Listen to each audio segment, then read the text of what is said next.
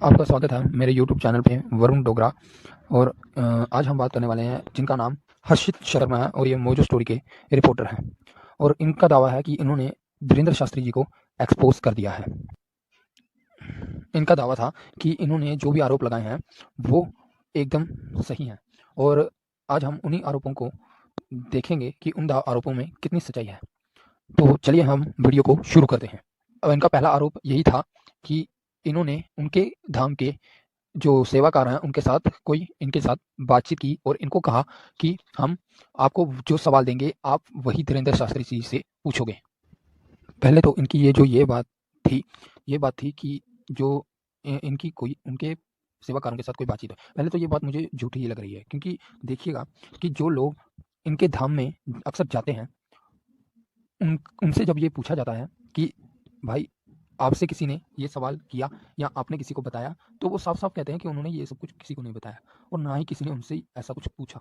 और फिर भाई पूरी लाखों की भीड़ में से यही एक रिपोर्टर ये बात कहता है। मुझसे पूछा गया और मुझे ये बताया गया कि धीरेन्द्र शास्त्री जी के लोगों ने इनसे ये कहा कि जो हम सवाल देंगे वही आप धीरेन्द्र शास्त्री जी से पूछोगे।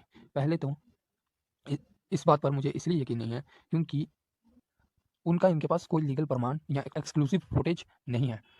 और मुझे तो इनकी इस बात पर बिल्कुल भी यकीन नहीं है, क्योंकि हम ये एक ऐसी बात है जिसको एक प्रूफ होने पर ही माना जा सकता है और इस बात का इनके पास कोई प्रूफ नहीं है।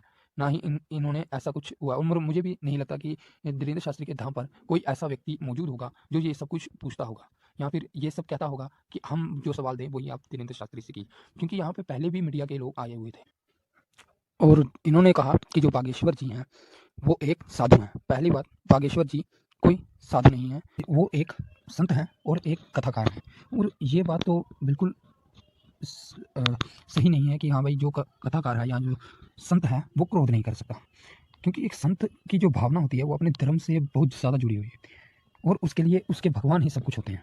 और कोई व्यक्ति अगर उनके धर्म पे या फिर उनके भगवान पे सवाल उठाएगा तो वो उन पर अवश्य अवश्य ये बात सही है कि वो उन पर क्रोध ज़रूर करेंगे। उसे क्रोध आएगा तो वो क्रोध वाली बात।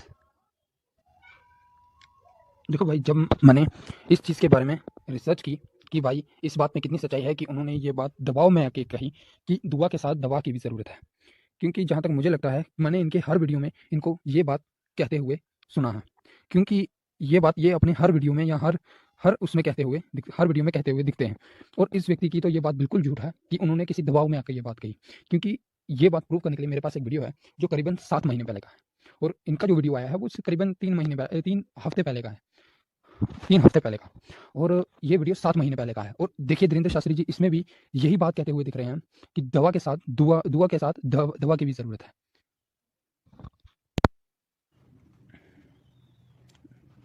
सब शपथ निरंतर आप करेंगे तो आपके रोग गंगा जल रख लेना, उसमें शुरू कर दें।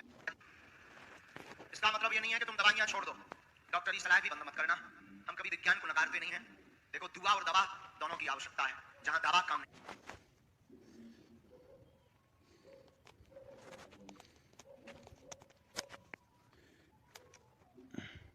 जैसे कि आपने सुना कि बागेश्वर जी ये कह रहे हैं कि दुआ के साथ दवा की भी ज़रूरत है और इससे तो बात सही साबित होती है कि धीरेन्द्र शास्त्री ने वो बात किसी दबाव में आकर नहीं कही।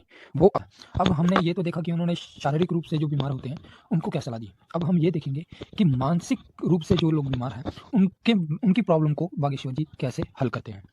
तो अब हम प्रूफ के तौर पे एक वीडियो देखने वाले हैं और ये जो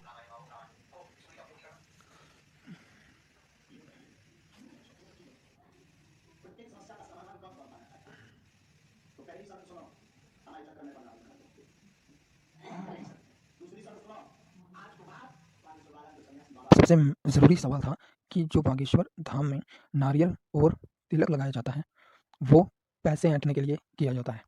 ये इनका एक और सवाल था और इन्होंने धाम पर उन सब चीज़ों को भी अपने कैमरे में उनका वीडियो बनाया।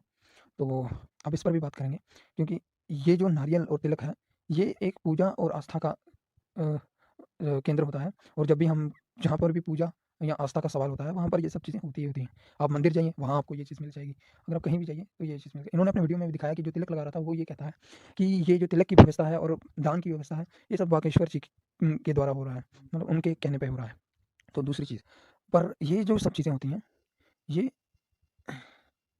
ये जो सब चीज़ें होती हैं, ये तो बाकी धर्मों में भी होती हैं।